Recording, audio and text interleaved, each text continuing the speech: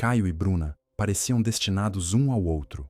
Jovens, intensos, apaixonados e miseráveis, como tantos outros casais que tinham tudo para dar errado, mas que acreditavam com força no dar certo. Ele, um rapaz simples, filho de pedreiro, trabalhava como ajudante de carga e descarga no mercado da vila. Seu corpo forte e suado era a vitrine da labuta diária, e mesmo entre dificuldades, era impossível não notar a beleza que exalava de cada gesto bruto, de cada sorriso cansado no fim do expediente. Bruna era a menina dos olhos grandes, das ideias ambiciosas e da boca inquieta. Nascida no mesmo bairro, criada pela avó, sonhava alto demais para o mundo que a cercava. Quando se apaixonaram, parecia que o tempo parava nos olhares trocados entre o ponto de ônibus e as noites de domingo em que dividiam um pastel e uma Coca-Cola em uma praça mal iluminada. Mas havia algo em Bruna que ninguém compreendia completamente. Um silêncio amargo entre os sonhos, uma pressa para vencer, para escapar, para conquistar. Ela era intensa como fogo, mas também instável como o vento. E foi exatamente assim, num dia qualquer, sem explicação, sem briga, sem despedida, que ela sumiu da vida de Caio. Um bilhete deixado entre as roupas dele dizia apenas: "Não me procure, eu preciso disso." E o disso nunca foi explicado. Caio esperou, por dias, semanas. Chegou a bater na porta da avó dela, mas a velha chorava e dizia que Bruna havia ido buscar o futuro e não dava notícias. O futuro, a palavra doía como faca em carne viva, porque para ele o futuro era ela, e agora só havia ausência. Um vazio deixado pela mulher que jurava amor até o fim, e que de repente o deixara com promessas rasgadas e um coração dilacerado. Passaram-se anos. Caio enterrou Bruna em algum canto escuro da alma e seguiu. Ajudou o pai a reerguer a oficina, enfrentou dívidas, crises e até ameaças de perder o que restava da pequena empresa da família. Cada calo nas mãos era um lembrete do quanto o mundo não perdoa quem nasce pobre. Mas mesmo com o tempo cobrando seu preço, Caio nunca perdeu a dignidade. Nunca se vendeu. Nunca deixou de cuidar do pai doente, nem de sorrir para os vizinhos. E foi nesse cenário árido que uma nova luz surgiu. Lívia, a moça que vendia marmitas no bairro vizinho, com um sorriso tímido, uma voz suave e olhos que diziam tudo sem precisar gritar. Ela não era rica, nem tinha pretensões de mudar o mundo, mas era firme, fiel, e via em Caio um homem de valor, algo raro em tempos de aparências e promessas vazias. Com o tempo, Lívia e Caio construíram algo que nem mesmo eles sabiam nomear. Um amor sereno, sem fogos de artifício, mas com raízes profundas. Dividiam contas, sonhos simples e noites agarrados no colchão gasto da casa de fundos. E mesmo com as dificuldades financeiras apertando o pescoço, os dois resistiam juntos. Caio finalmente sentia que o passado tinha ficado onde devia ficar, enterrado. Até que, num final de tarde abafado, com cheiro de chuva no horizonte, o barulho de um carro importado quebrando o silêncio da vila anunciou que nada ficaria no lugar por muito tempo. Bruna estava de volta. E agora era milionária. O tempo havia feito de Caio mais do que um sobrevivente. Ele se tornara uma figura quase mítica entre as mulheres do bairro. Alto, corpo esculpido à base de esforço, olhar sério que escondia segredos e um jeito silencioso de fazer tudo parecer possível. Era aquele tipo de homem que não precisava dizer muito para ser notado. Bastava caminhar pela feira com a camisa justa grudando no suor, ou aparecer na mecânica com graxa nos braços e um maço de contas no bolso. As moças cochichavam, as casadas observavam com discrição e até as mais velhas suspiravam discretamente. Mas ele não dava trela. O coração de Caio já tinha dona, e ela se chamava Lívia. Lívia era o oposto das mulheres que cobiçavam Caio por vaidade. Era delicada, sem ser fraca, bonita sem esforço e dona de uma alma rara. Trabalhava vendendo marmitas, acordava às 5 da manhã para cozinhar, entregava de bicicleta e ainda cuidava da avó doente como se o mundo inteiro dependesse da bondade que habitava dentro dela. Quando conheceu Caio, ela não viu músculos, nem fama de homem bonito do bairro. Ela viu cansaço nos olhos dele, dor nas costas e uma vontade de continuar mesmo quando tudo parecia perdido. Foi por isso que ela se aproximou. E Caio, pela primeira vez depois do abandono de Bruna, sentiu que não precisava se proteger tanto. Aos poucos, como quem rega uma planta esquecida, Lívia devolveu vida àquele coração cheio de cicatrizes. Eles começaram com pouco: um almoço dividido no intervalo das entregas, uma conversa tímida na frente da oficina, um bilhete deixado dentro da marmita com um "Você não está sozinho" escrito à mão. Quando ele percebeu, já não sabia mais viver sem aquele sorriso simples, sem aquela presença leve que chegava sem barulho, mas preenchia tudo. E ela também foi se apaixonando. Por cada gesto, por cada silêncio, por cada vez que ele limpava as mãos antes de tocar no rosto dela, como se ela fosse feita de vidro. Mesmo sem dinheiro, sem luxo, sem nada além do essencial, eles construíram um amor sólido. Alugaram juntos um pequeno barracão nos fundos da vila, onde dormiam abraçados num colchão no chão e sonhavam com o que o mundo ainda podia oferecer. Apesar das contas atrasadas, da oficina quase falindo, da geladeira que vivia vazia, havia esperança ali. E era essa esperança que fazia Caio recusar propostas de facilidade, que o fazia rejeitar os flertes constantes das mulheres que apareciam oferecendo conforto em troca de companhia. Ele era de Lívia, e só dela. Tanto que, mesmo com o caos financeiro, ele decidiu pedir a mão dela em casamento. Um anel simples, comprado em 10 vezes no carnê, foi o símbolo de um amor que não precisava de ostentação para existir. Ela chorou. Ele também. Prometeram lutar juntos, construir juntos, vencer juntos. Só não sabiam que o passado não estava morto, só estava esperando o momento certo para abrir a porta e cobrar caro por tudo que ficou para trás. Porque no exato dia em que foram juntos levar o pedido de financiamento negado para salvar a oficina, um carro preto de luxo estacionou do outro lado da rua, e de dentro dele saiu uma mulher vestida de vermelho, óculos escuros, salto agulha e um sorriso que fazia a memória doer. Bruna havia voltado, mais rica do que qualquer um na cidade, mais bela do que Caio conseguia lembrar, e com um olhar que não deixava dúvidas. Ela não viera para visitar a vila. Ela viera para retomar o que dizia ser dela. O ronco grave do motor rasgou o silêncio da rua de barro como um trovão deslocado. As crianças que brincavam com peões e chinelos pararam. Os velhos da calçada franziram o senho. E Caio, ao ver o carro preto brilhando sob o sol escaldante da tarde, sentiu um arrepio correr pela espinha, como se algo antigo estivesse prestes a ressuscitar. Era um modelo de luxo que ninguém ali jamais vira de perto. Pneus largos, vidros escuros, pintura impecável. O tipo de carro que nem mesmo a prefeitura ousava ter. A porta se abriu devagar, revelando um salto fino tocando o chão rachado da vila, como se pisasse em mármore. Depois, surgiram as pernas bronzeadas, a saia justa, a bolsa de grife e, por fim, ela, Bruna. Era impossível reconhecê-la à primeira vista. Tão diferente estava da garota de cabelos presos com presilha e jeans rasgados que ele conheceu anos antes. Agora, Bruna usava o cabelo solto, ondulado, tingido com perfeição. Óculos escuros de armação dourada escondiam os olhos que um dia imploraram por promessas. Sua pele brilhava com maquiagem profissional. Os lábios vermelhos curvavam-se em um sorriso vitorioso. E cada passo denunciava segurança, dinheiro e domínio. Ela parou em frente à oficina onde Caio terminava de ajustar o motor de um Gol velho. E quando tirou os óculos, foi como se a vida dele saísse do eixo por 2 segundos eternos. "Oi, Caio. Sentiu saudade?" A voz era a mesma, só que mais firme, mais afiada, como quem aprendeu a ferir sem precisar gritar. Ele congelou. As mãos sujas de graxa tremiam. Lívia, ao fundo, saiu com uma sacola de quentinhas, mas travou no meio do passo ao ver aquela mulher parada ali, e o olhar dela pousando no homem, que agora era seu noivo. Bruna olhou para Lívia de cima a baixo, com desprezo velado, como se analisasse uma mancha na parede. Sorriu. Não era um sorriso gentil, era um aviso. Depois, se virou de novo para Caio e, sem rodeios, soltou a bomba que mudaria tudo. "Preciso conversar com você, a sós. É importante." Caio hesitou. Mas Bruna não esperou.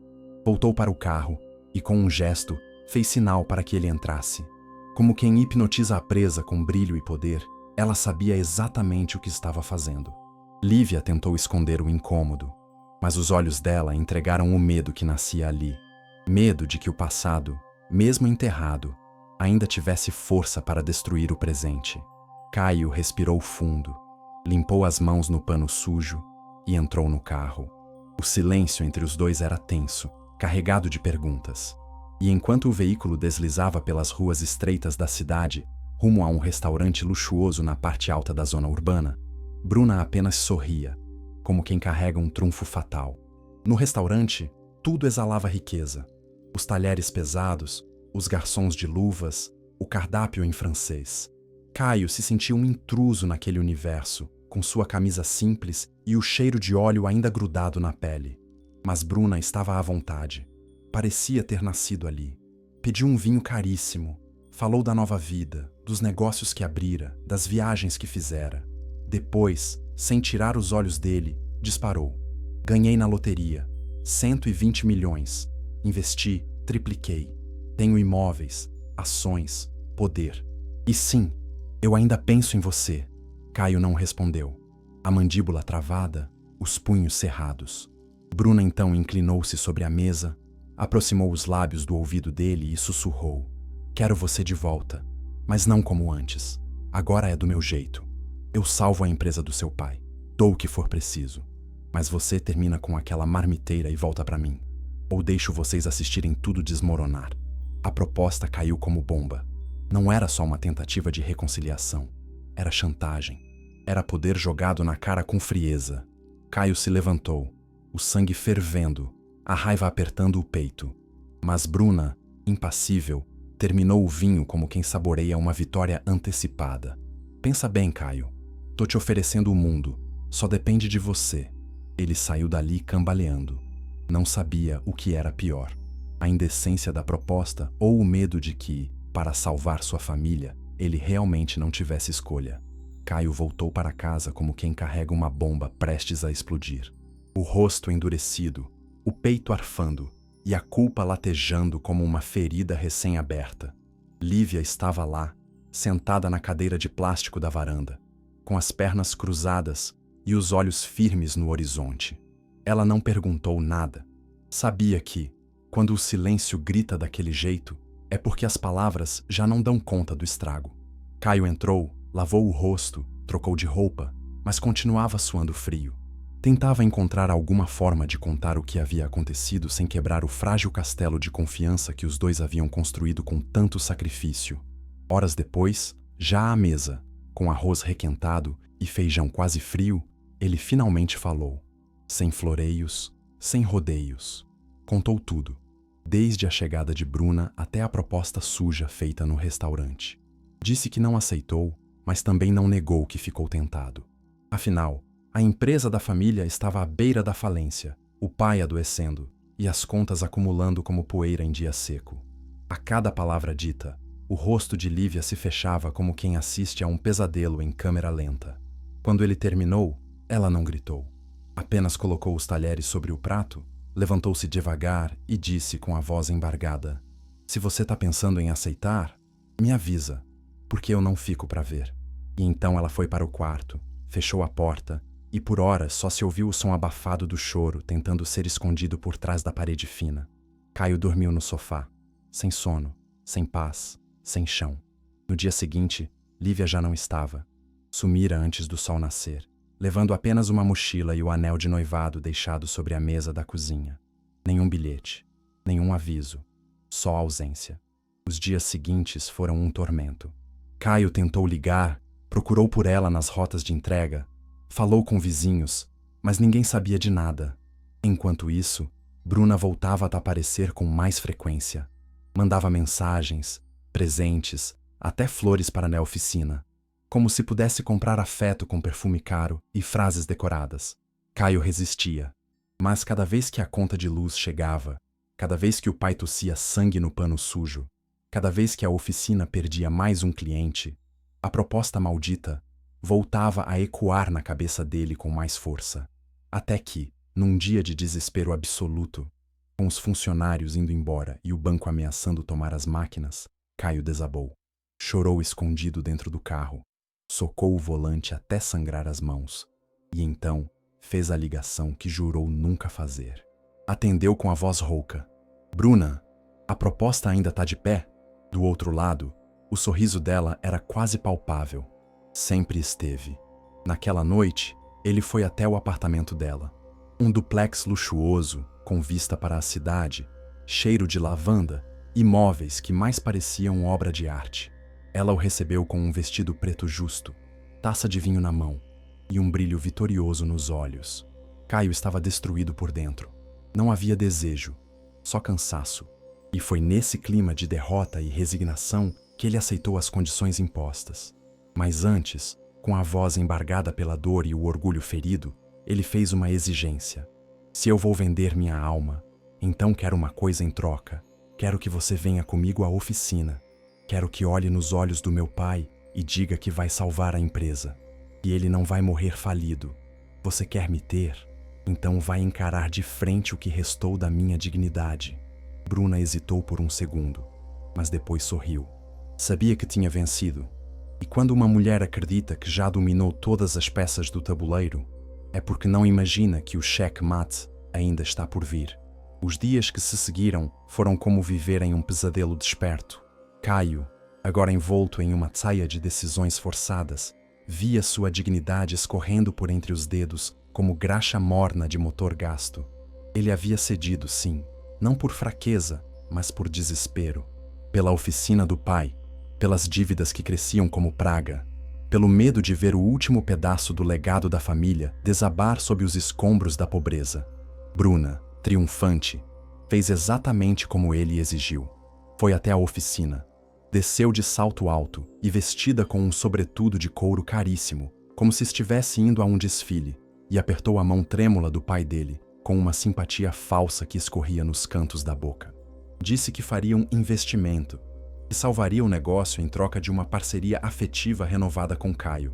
O velho, doente e cansado, mal entendeu o que aquilo significava. Só agradeceu, com os olhos marejados, por ver o filho finalmente receber uma bênção da vida. Mal sabia que era uma armadilha. No bairro, a notícia se espalhou como pólvora. As más línguas não perdoaram. Diziam que Caio tinha se vendido, que largou a noiva marmiteira por uma mulher rica, que era apenas mais um homem fraco diante do brilho do dinheiro. Os olhares que antes o admiravam, agora carregavam desprezo e julgamento. Até os antigos colegas de oficina passaram a evitar conversa. Caio tentava explicar para si mesmo que aquilo era temporário, que estava fazendo o certo pela família. Mas a verdade é que a cada dia ao lado de Bruna, ele se afundava mais na vergonha.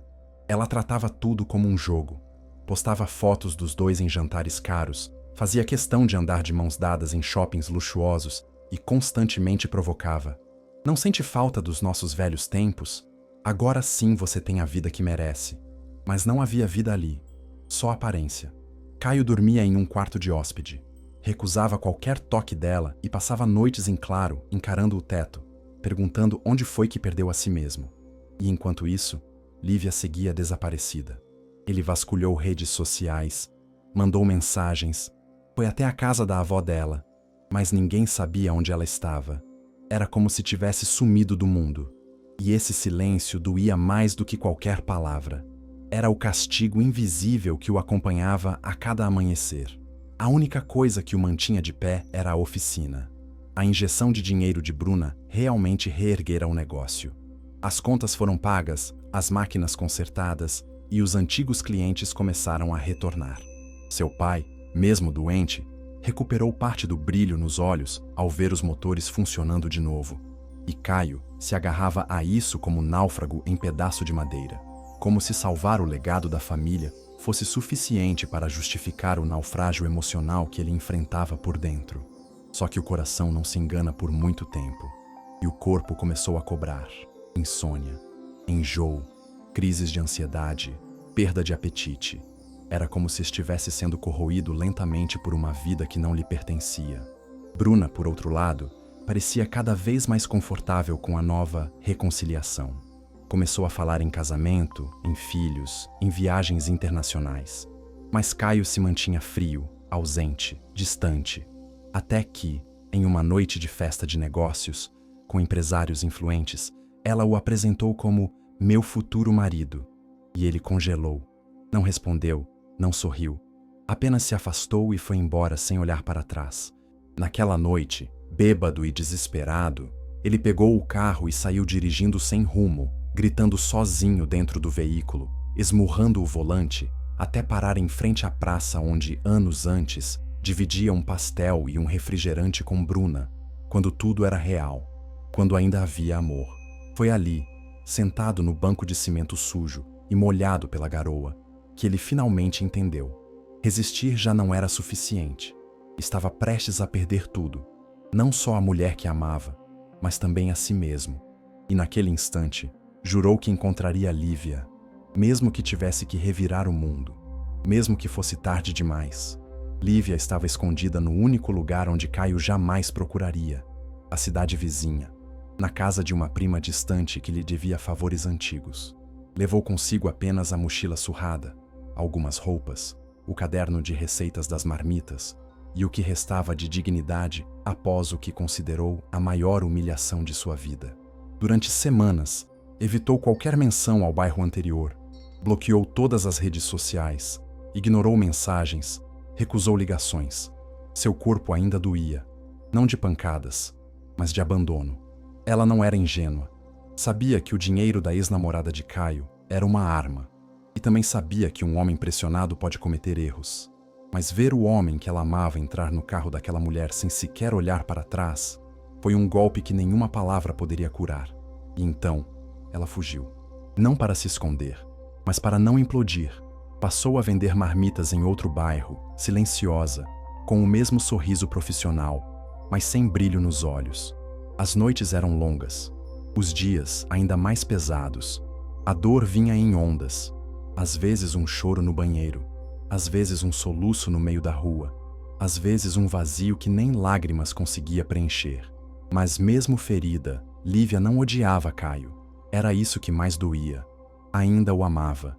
Ainda lembrava dos abraços apertados, das noites em silêncio com a cabeça no peito dele, das piadas ruins, do jeito que ele arrumava a gola da blusa dela antes de sair. Era amor demais para ser apagado com uma traição, mas era também dignidade demais para aceitar ser a segunda opção. Enquanto isso, de volta à cidade original, Caio enlouquecia em silêncio.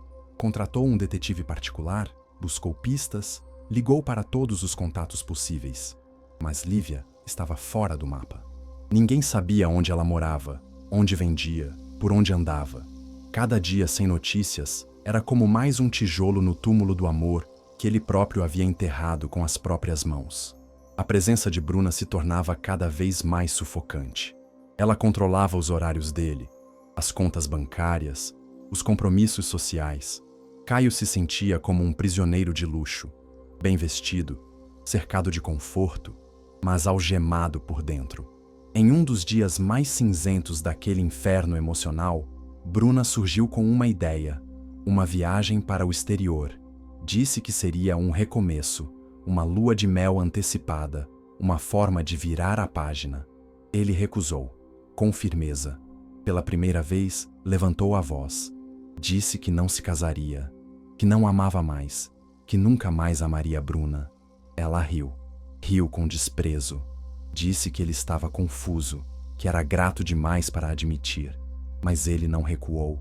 E nesse momento, algo mudou nos olhos dela. O que era charme virou frieza. O que era conquista virou ameaça. E foi ali que Bruna cometeu seu maior erro. Se você pensa em voltar para aquela pobrezinha, esquece. Eu posso destruir tudo. A oficina, sua reputação, sua família. Eu te fiz renascer. E se quiser, te afundo de novo. Caio não respondeu. Apenas pegou as chaves, saiu pela porta e foi embora. Naquela noite, dormiu no chão da oficina, entre peças enferrujadas e cheiro de óleo.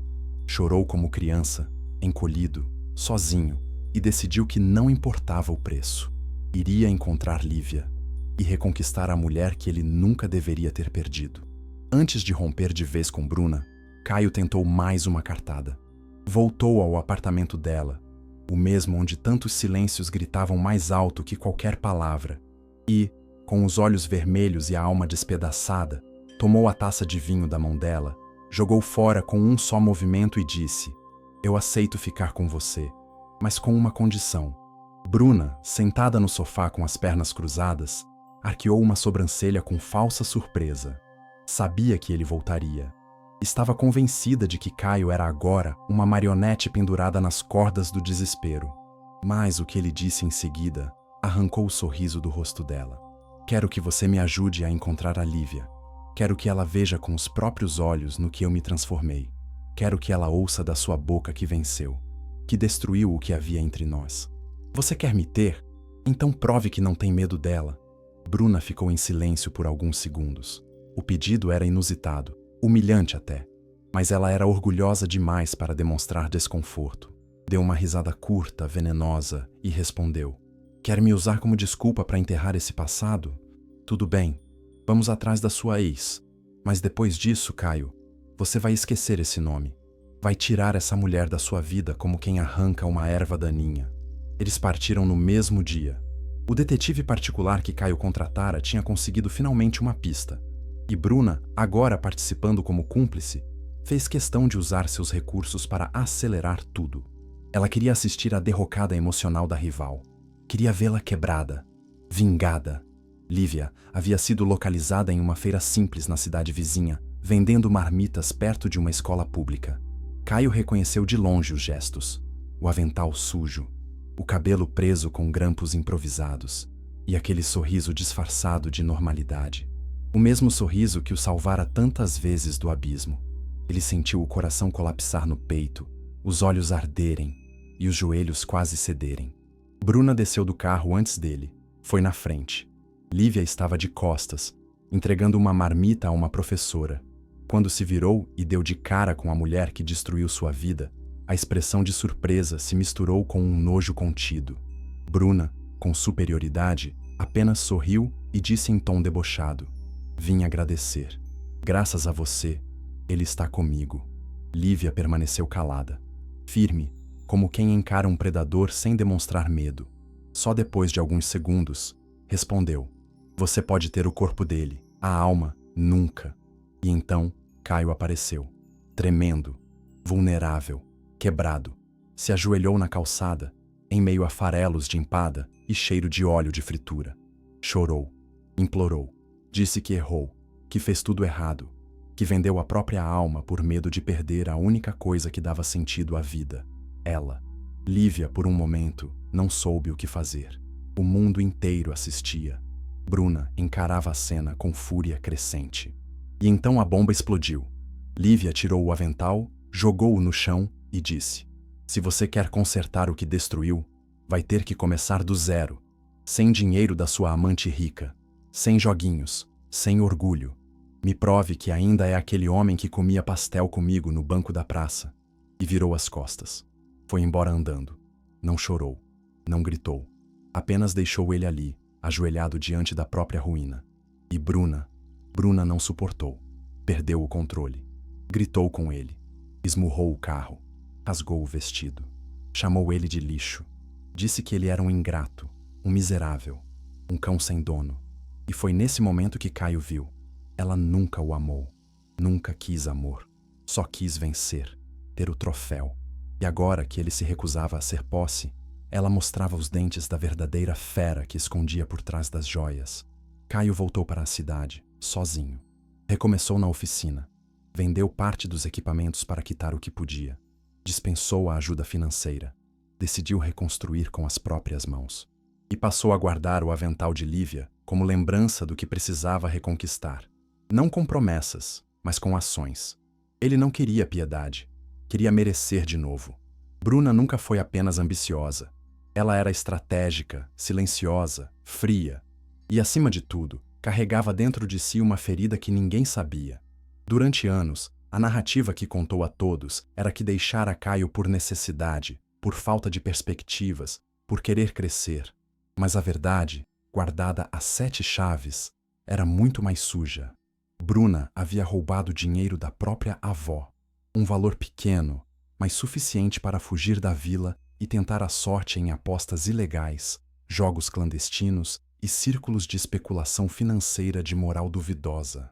Foi nesse submundo que encontrou o bilhete premiado da loteria, comprado com o troco de um esquema sujo. O dinheiro que a tornara milionária, e supostamente invencível, vinha de um pecado antigo, que ela jamais quis que alguém descobrisse. Mas o passado, como sempre, não esquece. A avó de Bruna, agora idosa e doente, nunca falou sobre o roubo. Protetora demais, preferiu engolir a decepção a entregar a neta à vergonha pública. Mas tudo mudou quando uma cuidadora nova foi contratada e começou a perceber que a idosa murmurava durante o sono nomes, valores e datas. Curiosa, a mulher, que por coincidência era prima de um antigo funcionário da oficina de Caio, gravou um dos relatos noturnos e entregou ao rapaz. Em poucos dias, o áudio chegou até Caio, que reconheceu imediatamente a história contada. Era a explicação que ele nunca tivera. Era a verdade que destruiu o mito que Bruna havia construído ao redor da própria ausência. Movido por essa revelação, Caio decidiu confrontá-la.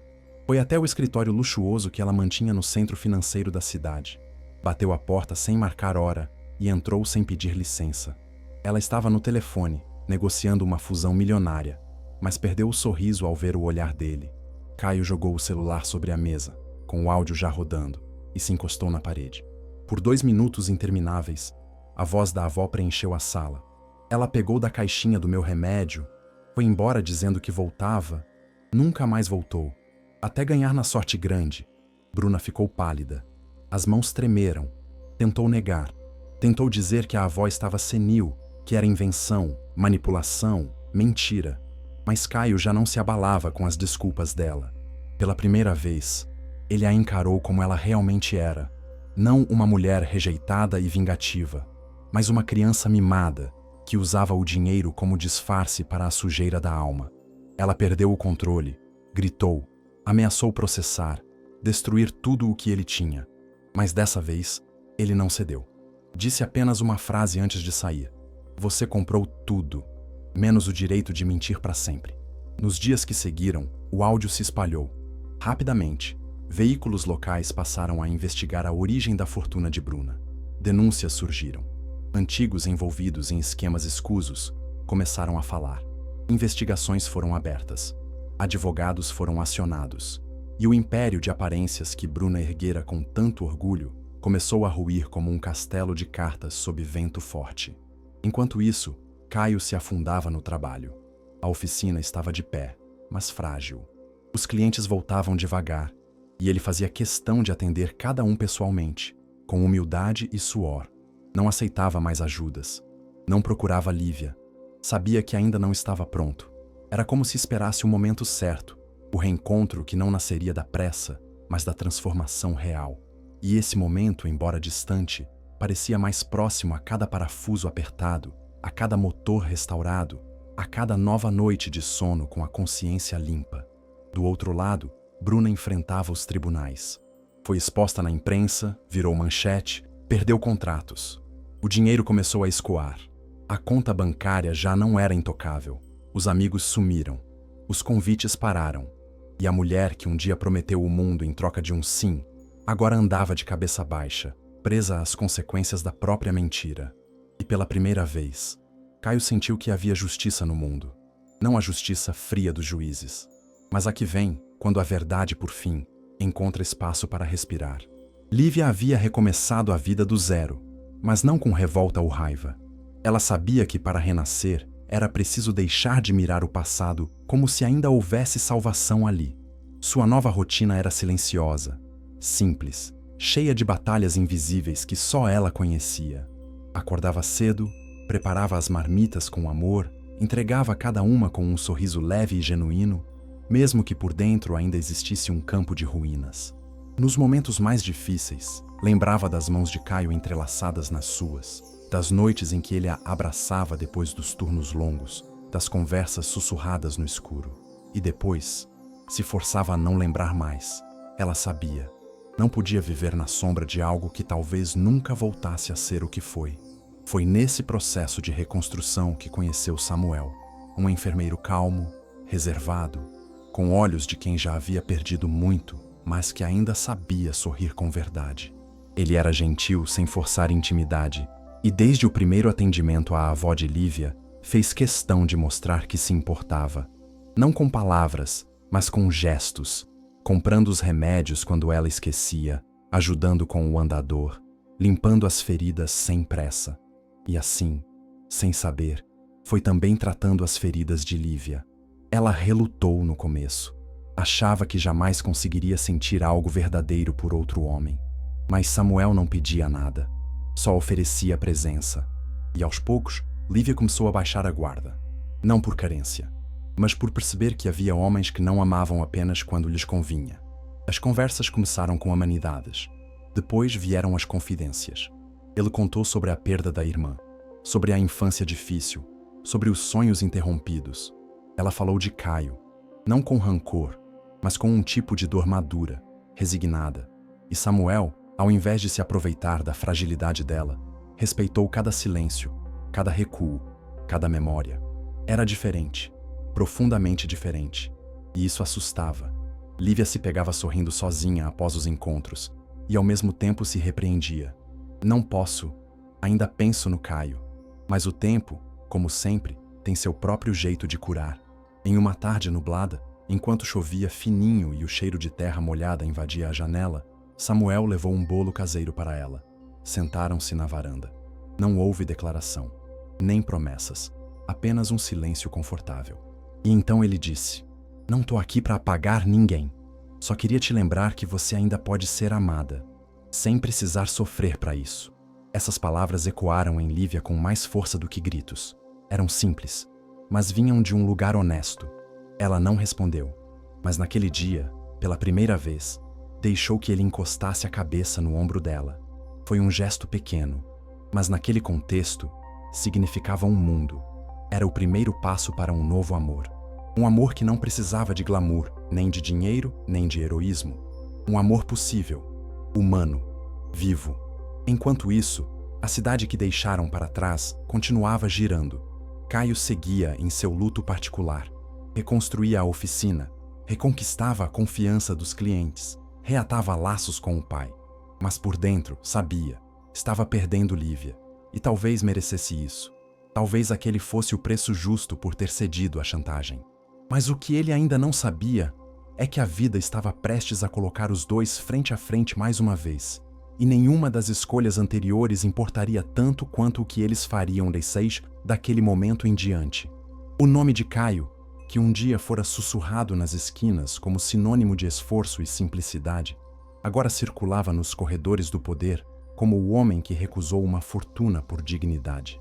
A cidade, que o vira crescer entre graxa e suor, agora o via andando de cabeça erguida, sem Bruna ao lado, sem mansão, sem carro importado. A oficina voltara a funcionar, não como antes, mas como símbolo de resistência. O velho elevador hidráulico ainda falhava, o portão rangia ao abrir, e o café era coado no pano de sempre. Mas tudo ali tinha alma. E, mesmo que o corpo ainda doesse de tantas noites mal dormidas, Caio havia feito um pacto consigo mesmo. Nunca mais venderia a própria paz por segurança. Os convites para entrevistas vieram, os elogios também. Diziam que ele era o homem que resistiu à tentação, o exemplo de integridade. Mas essas manchetes nunca tocaram o que verdadeiramente lhe faltava. Lívia. Cada rosto que entrava na oficina fazia o coração dele bater mais forte, esperando que fosse ela. Cada marmita que via pela rua despertava um nó na garganta. O perfume de comida fresca, o avental estampado, até o barulho das bicicletas o faziam lembrar. E lembrar era um veneno lento. Doía mais do que traição. Era ausência com forma, cheiro e memória. Era saber que ela estava viva, mas longe. E talvez com outro. A imagem de Lívia com Samuel passou a assombrá-lo. Um conhecido lhe contara com pesar que ela estava bem. "Parece feliz", disseram. Essas palavras destruíram o resto do orgulho que ainda restava em Caio. Feliz. Como se ele fosse apenas um capítulo antigo. Como se não tivesse sido o amor da vida dela. Mas mesmo assim, ele não a procurava. Sabia que amor não se exige. Que que arrependimento não obriga retorno. Sabia que para merecê-la novamente, teria que se tornar outro homem, e não por ela, mas por si. À noite, deitado na cama de solteiro do quarto de fundos da oficina, ele encarava o teto e revivia tudo. O primeiro encontro, a primeira marmita, o pedido de casamento, o momento em que a perdeu, cada erro, cada silêncio, cada sim dado por medo e não por escolha. O dinheiro de Bruna não o tocava mais. O que restava daquela fortuna maldita foi usado para pagar dívidas, doar a instituições e recomeçar com o pouco que era limpo. A mansão foi vendida, o apartamento entregue.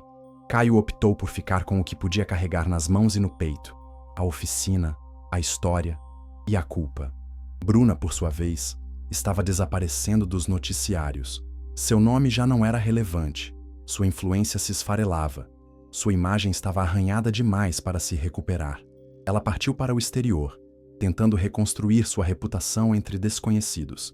Mas para Caio, a presença dela era agora apenas um eco distante, um pesadelo superado, um erro que o ensinou o quanto um homem pode perder quando tenta comprar o que deveria ser conquistado com verdade. Em meio a tudo isso, Caio começou a escrever cartas, não para enviar, mas para organizar o coração. Cartas para Lívia, desabafos, pedidos de perdão, memórias. Ele as guardava em uma caixa velha, na última gaveta do armário. Não sabia se um dia teria coragem de entregá-las, mas escrever era uma forma de não enlouquecer. E mais que isso, de manter viva a esperança de que, talvez, em algum ponto do caminho, a vida lhe desse uma segunda chance. Mas o que ele não sabia, o que ninguém sabia, é que o destino, silenciosamente, já tecia o reencontro, porque havia alguém que guardava uma das marmitas de Lívia com mais carinho do que comida. Um cliente da nova rota dela.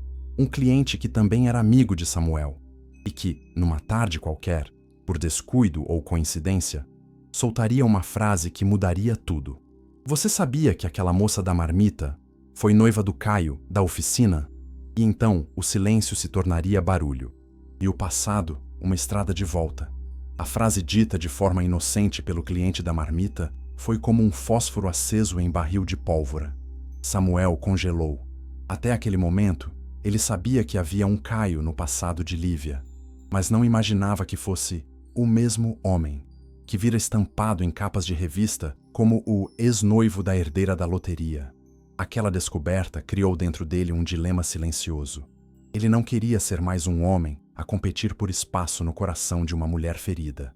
Mas agora, sem que Lívia soubesse, ele carregava um segredo que podia mudar tudo. Bruna, a ex-milionária, nunca quis Caio de volta por amor. O jogo dela sempre foi movido a ódio, e Samuel descobriu isso por acaso, no pior dos cenários. Era um fim de tarde abafado quando Samuel saiu do plantão e foi chamado para uma consulta domiciliar em um condomínio luxuoso. A paciente era uma mulher que exigia discrição, abatida, nervosa, cercada de papéis de advogados e pastas de finanças em colapso. Seu nome, Darlene, ex-secretária pessoal de Bruna. Bastaram poucos minutos para que ela, em meio ao delírio febril, começasse a falar demais. Mencionou que tudo era um plano desde o começo, que Bruna nunca aceitou ter sido deixada por Caio anos antes, que usou o dinheiro da loteria como arma para se vingar de tudo que julgava ter perdido, que se reaproximou apenas para quebrá-lo por dentro, para vê-lo rastejar, para fazer com que Lívia se sentisse derrotada. Samuel, atônito, escutava sem entender se era real, mas Darlene, mesmo fraca, detalhou datas, conversas, mostrou e-mails impressos, mensagens salvas em arquivos esquecidos de um tablet antigo. Estava tudo ali. Bruna havia arquitetado cada passo. A volta triunfal, a chantagem, os presentes, os jantares, inclusive os encontros casuais com repórteres e colunistas sociais. Tudo fazia parte de um script cuidadosamente calculado para destruir o homem que um dia a deixou. E usou o dinheiro da sorte como munição para a vingança. Com o peito em chamas e a mente acelerada, Samuel não sabia o que fazer. Contar a verdade para Lívia significaria abrir mão de qualquer chance que ele tivesse, mas omitir seria traição. Escolheu, então, o caminho mais difícil: a honestidade. Chamou Lívia para uma conversa e, com os olhos marejados, contou tudo o que ouvira. Mostrou os papéis, os áudios gravados e disse: Eu sei que posso estar cavando minha própria saída da sua vida. Mas você precisa saber. Aquilo não foi amor, foi crueldade. Lívia escutou em silêncio. As mãos tremiam. O coração batia como tambor. Cada palavra era como reviver a dor que pensava ter superado. Mas ali, em meio ao choque, ela também sentiu algo novo. Alívio. A certeza de que não foi substituída por fraqueza, mas enganada por um plano macabro. E que, apesar dos erros de Caio, o que os separou foi uma mentira cruel. No dia seguinte, sem avisar ninguém, Lívia pegou o caderno das receitas, colocou o avental e voltou para o bairro onde tudo começou. Parou diante da oficina. Não desceu. Apenas observou de longe. Viu Caio suado, embaixo de um carro, rindo com um cliente. Ele parecia cansado, mas vivo, humano, quebrado sim, mas inteiro à sua maneira. E ela, pela primeira vez em meses, sorriu de verdade. Bruna, por sua vez, recebia a visita de oficiais de justiça. Os esquemas revelados por Darlene desencadearam investigações profundas. Denúncias de lavagem de dinheiro, chantagem e fraude contra empresas parceiras começaram a manchar o nome que ela lutou tanto para transformar em símbolo de poder. Sozinha em seu apartamento vazio, ela encarava o espelho como quem encara uma ruína. E no fundo dos olhos não havia arrependimento, só raiva de ter perdido, não o amor, mas o controle. Caio ainda não sabia da verdade revelada, mas o destino estava prestes a colocá-lo frente a frente com ela. E dessa vez, nenhuma mentira seria maior que o que ainda vivia dentro deles. A queda de Bruna não foi repentina, foi lenta, arrastada e cruel, como um castigo milimetricamente calculado pela própria vida. O dinheiro, que ela tratava como escudo e espada, começou a escorrer pelas rachaduras que ela mesma ignorou. Contas congeladas por suspeita de evasão fiscal, investidores exigindo ressarcimento, processos movidos por antigos parceiros de fachada, e-mails vazados, contratos suspeitos, ligações interceptadas. A fortuna da ex-milionária, construída sobre ego, mentira e um bilhete premiado sujo, começou a evaporar como gelo ao sol. O que antes eram cifras imbatíveis, agora se convertia em boletos, penhoras, bloqueios e humilhações públicas. A imagem de Bruna, outrora intocável, virou alvo fácil nas redes sociais. Reportagens escancaravam sua queda, mostravam seus deslizes, narravam como ela usou a riqueza para manipular pessoas e destruir vidas. O áudio da avó, o depoimento da ex-secretária Darlene e as evidências financeiras encontradas por auditores compunham um dossiê devastador. Bruna foi convocada para depor.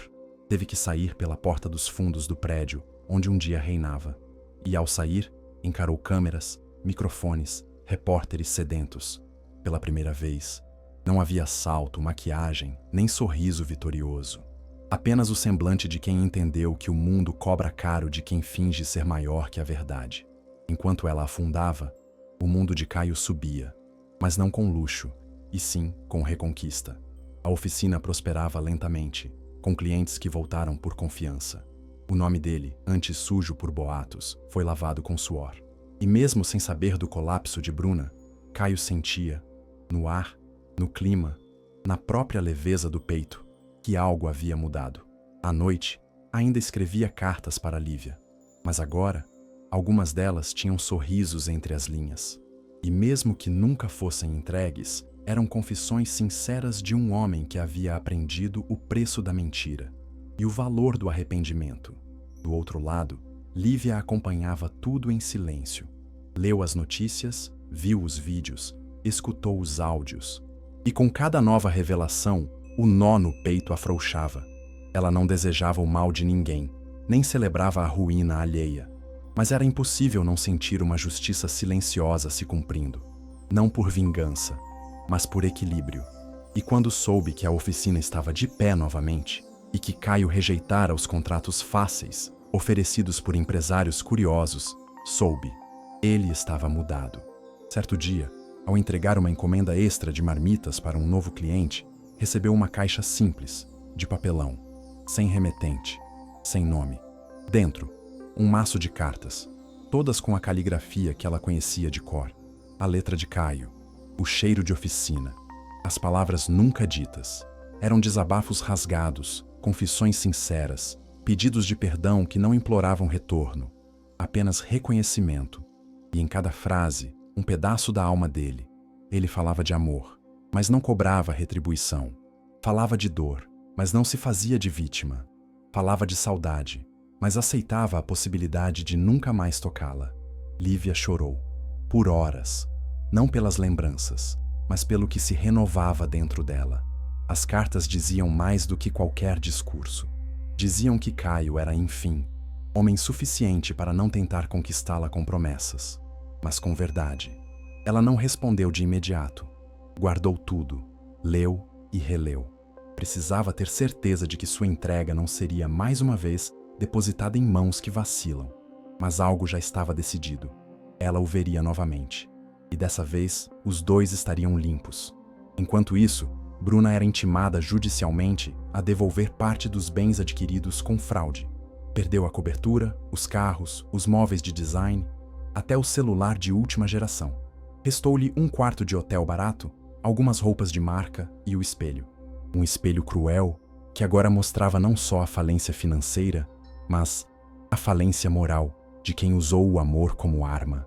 E ali, sozinha, esquecida, odiada, ela entendeu que o amor que quis destruir nunca foi dela e nunca seria. Caio passou dias olhando para a entrada da vila como quem espera um milagre. Cada bicicleta que cruzava a rua fazia o coração dele bater mais forte. Cada mulher de cabelo preso, de roupa simples, de passo firme, acendia uma esperança desesperada. Será ela? Mas não era. A vida corria ao redor. Os carros buzinavam. A oficina ganhava novos clientes. O velho pai melhorava aos poucos, mas o peito de Caio continuava cheio de vácuos. As cartas haviam sido enviadas. O silêncio de Lívia, porém, persistia. Um silêncio que falava alto demais para um homem que havia aprendido a ouvir. Inquieto, decidiu ir até ela. Pegou a mochila surrada, vestiu a camisa limpa de algodão, amarrou os tênis puídos e foi. Não levou flores, nem presentes, nem promessas. Levou apenas a si mesmo. Um homem nu de vaidade, cheio de erros, mas cheio de vontade de recomeçar. Ao chegar na cidade vizinha, respirou fundo, pediu informação sobre a casa da prima onde ela se hospedava e a encontrou com facilidade. Era uma casa simples, com jardim bem cuidado, um varal de roupas coloridas e cheiro de comida no ar. O coração dele quase saiu pela boca. Bateu na porta. 1, 2, 3 vezes. Foi Samuel quem abriu. O enfermeiro. Gentil, calmo, mas desta vez havia nos olhos dele uma sombra de alerta. Os dois se encararam em silêncio por segundos eternos, como dois soldados em lados opostos de uma guerra que nenhum queria lutar. Caio foi direto. Não vim causar problema. Só preciso falar com ela. Se ela não quiser me ver, eu vou embora. Samuel hesitou, mas não era homem de desonestidade. Apenas disse: ela saiu. Foi entregar marmitas. Mas acho que vai gostar de te ver. Espera no jardim. Eu vou avisá-la. Caio assentiu. Sentou-se no banco de madeira pintado de azul e esperou. As mãos suavam. A mente girava. E se ela não quisesse mais? E se tivesse alguém? E se... Mas foi interrompido pelos passos firmes que conhecia tão bem. Lívia apareceu dobrando a esquina, segurando uma sacola térmica e com o cabelo preso com o mesmo grampo velho de sempre. Ao vê-lo, parou. O tempo congelou. Ela não disse nada. Nem ele. Mas os olhos... os olhos falaram tudo. Ela se aproximou devagar. O corpo rígido, o peito arfando. Parou a um passo dele. Então Caio, com a voz embargada, disse: eu sei que talvez seja tarde. Eu sei que te feri. Mas eu tô aqui, porque não quero que a nossa história termine naquela calçada. Lívia respirou fundo. Seus olhos marejaram. Ela lutava contra as lágrimas, contra a memória, contra o coração que ainda pulsava por ele mesmo quando o corpo dizia que não. Mas então finalmente respondeu: tarde seria se você não tivesse mudado. E naquele instante, O chão entre eles deixou de ser distância. Lívia estendeu a mão. Não como antes. Não com entrega cega, mas com esperança real. Ele segurou, apertou com força. E ali, naquele toque, tudo o que foi despedaçado encontrou o primeiro fio de costura. Mas a reconciliação, mesmo quando começa, precisa ser construída.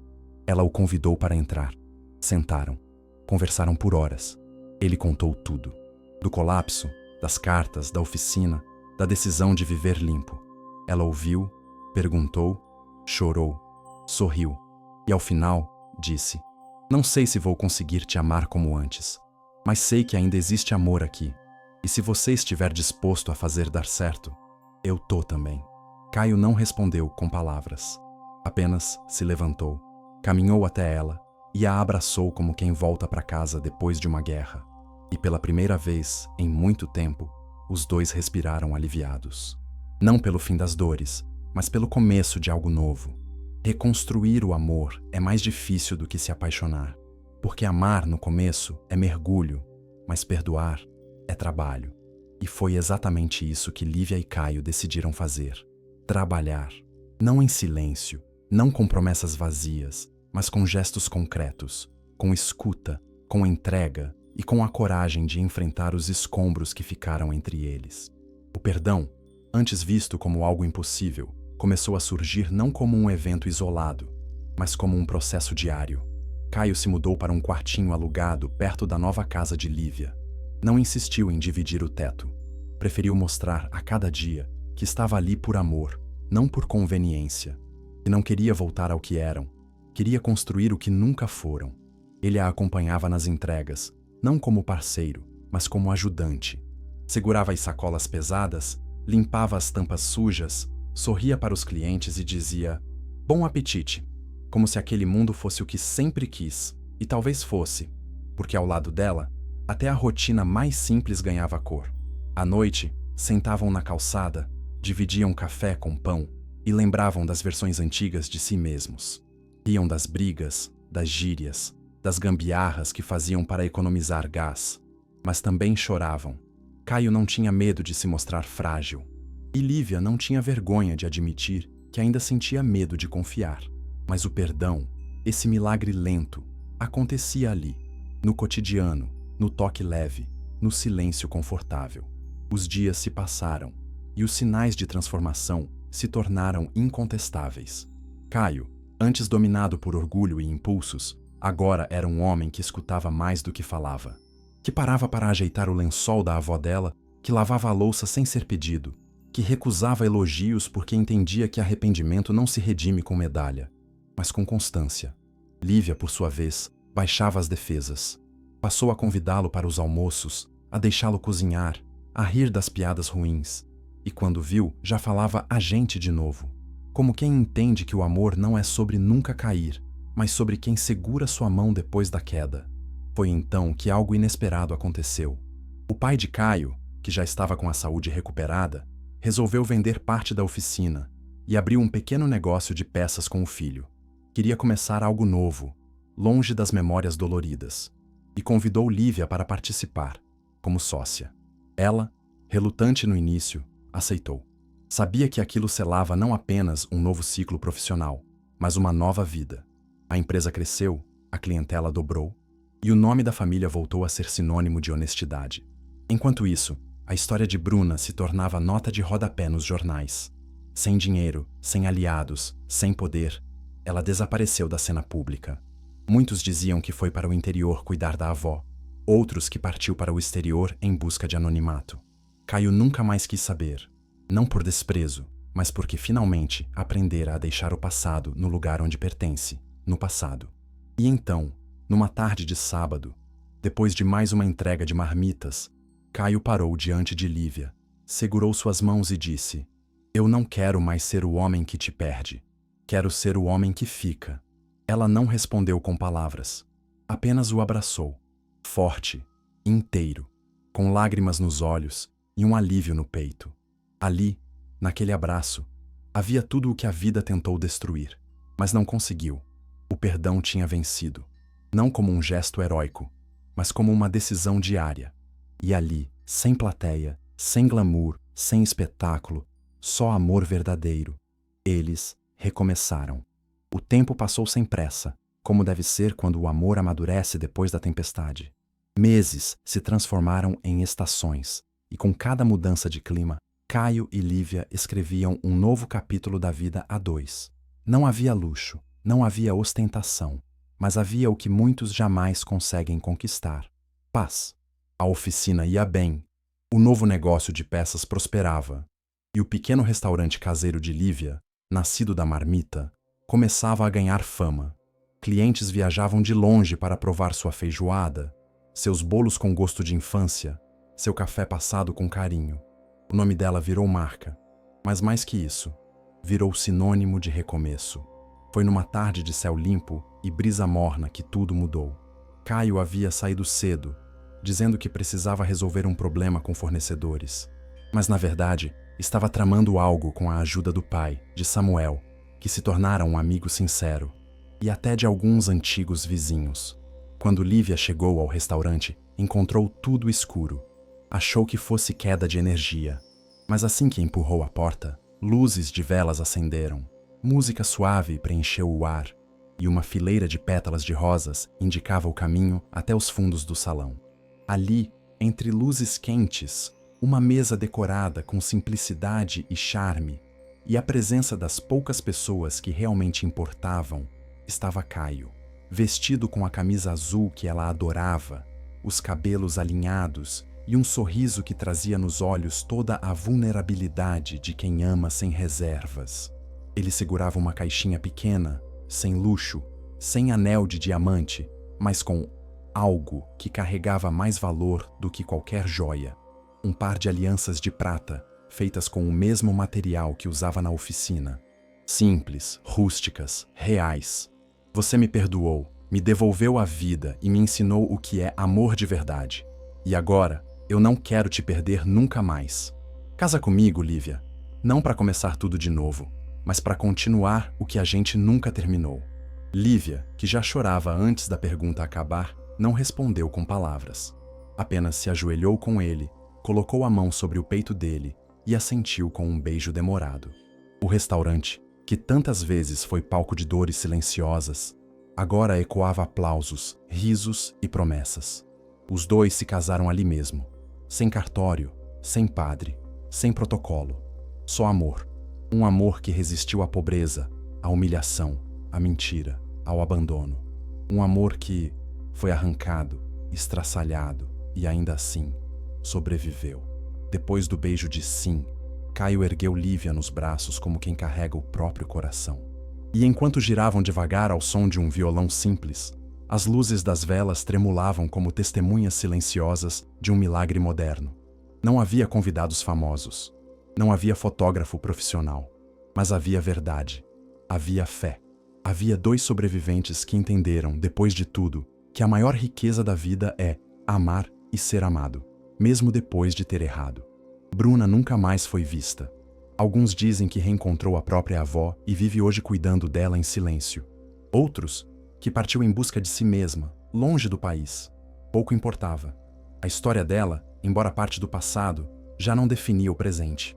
O que importava agora era o que crescia entre Caio e Lívia. Uma vida simples, construída com mãos sujas de trabalho, mas com corações lavados de dor. E assim termina essa história. Não com um final perfeito, mas com um final verdadeiro. Porque o amor, quando é real, não precisa ser ideal. Só precisa ser honesto e resistir.